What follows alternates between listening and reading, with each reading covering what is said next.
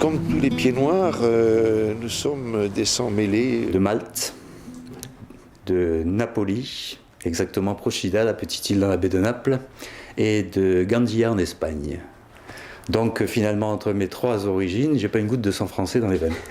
Il y a d'abord des Juifs en Algérie dès le 1er siècle de notre ère. Alors les bateaux pour aller à Alger font une escale, forcément.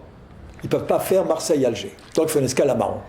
Alors on a chargé de Provençaux ou autres qui veulent tenter leur chance en Algérie, de vaches, de bœufs, de moutons, de chevaux, de blé.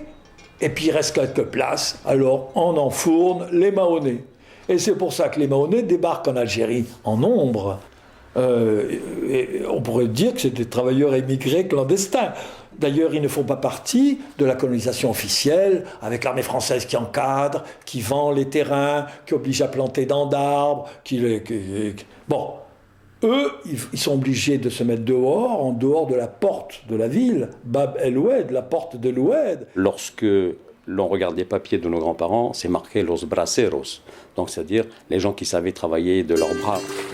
En fait, l'Algérie, c'était pas loin, c'était juste en face. Et la moindre petite barque avec un bout de drap ou une couverture vous amenait directement sur Oran. C'était la misère, ils n'avaient pas de bateau à moteur à l'époque. Ils avaient des bateaux en bois à la rame.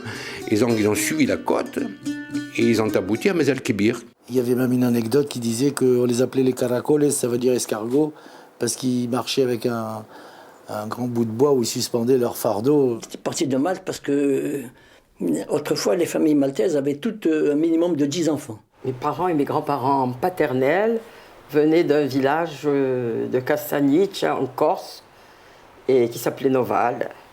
Et